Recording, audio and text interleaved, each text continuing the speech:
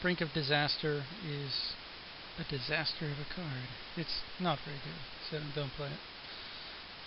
Maybe if your opponent has like 4 Haggard Crocodiles and you're having trouble dealing with them, you can throw one or more Bajoka Brigands. Something that can't block, so that they don't get value out of it, because, they just leave it to block. Okay, Butcher of Malakir, 7 for a 5/4 flying, and then whenever it or another creature you control is put into a graveyard, each opponent sacrifices a creature, so it definitely shuts down your opponent's attack.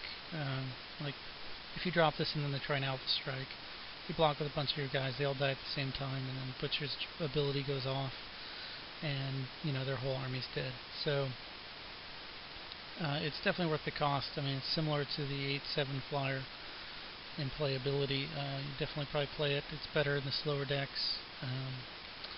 But you play your 19 lands and you go, yeah, very good. Is it better than, if you're playing a super aggressive deck, is it better than like really good removal? Probably not.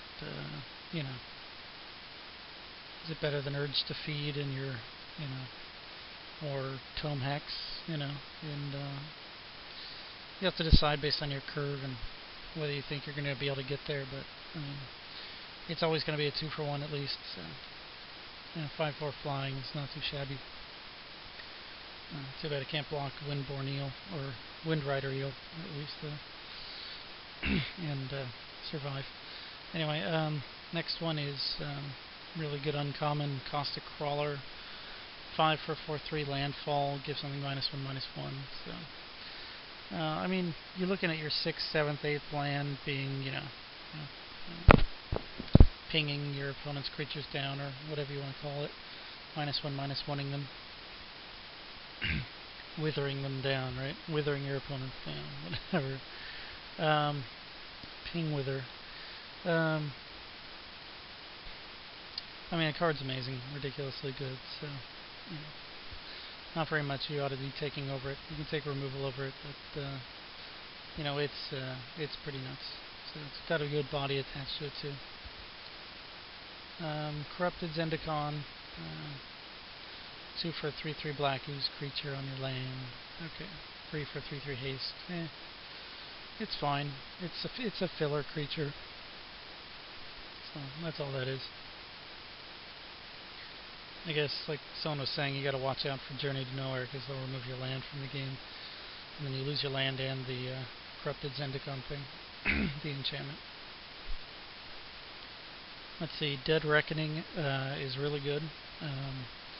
It's late game, it's slower, or mid game, whatever. But you put a creature card from your graveyard on top of your library and deal damage equal to the creature's power. So you get effectively like semi-card advantage because the next card you draw is that creature, so that's nice. The Reclaim plus kill a creature, seems pretty good to me. It's definitely one of the better cards. I think Urge to Feed and Tome Hex are probably a little better, but I mean it depends on the deck and how much removal you have already. If you already have a bunch of removal, this is probably going to be better than those because, a bunch of good removal, because of this one's card advantage too. So if you can afford to wait, then, this becomes much better. But I mean, it's, but definitely take it over most creatures, most any creature. Maybe you could take Caustic Crawler over Dead Reckoning. Maybe Bloodhusk Ritualist because she's just stupid. But I wouldn't take like Bajoka Brigand even in allies over it. So. Of course, it depends on your decks and your needs, right? So, gotta make that decision when you get to it. Death's Shadow is interesting. 1 black for 13/13, -X/-X, where your X is your life total. So it doesn't come online until you're at 12 life. This would be a really good card with that one enchantment. Isn't there an enchantment from Time Spiral?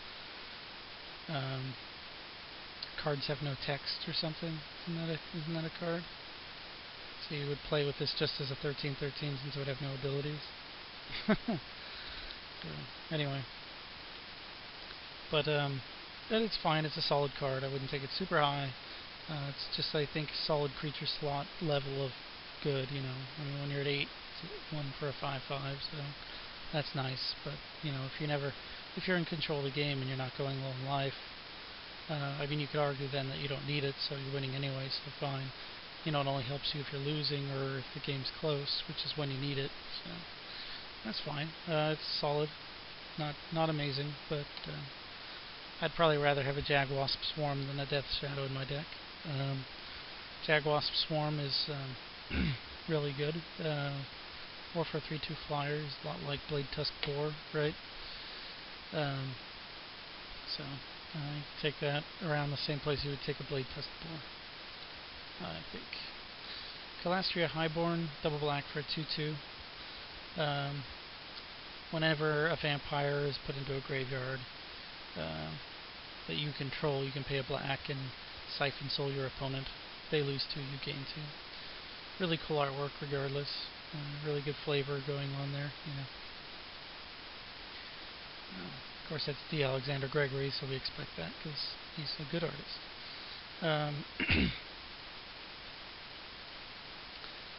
Anyhow, let's see.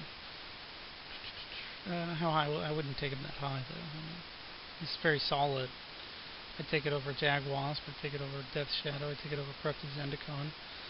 I would take Caustic Crawler probably over it unless I had a bunch of vampires, and then I'd probably take it. So it gets much better if you have other vampires. Okay, Myers Toll.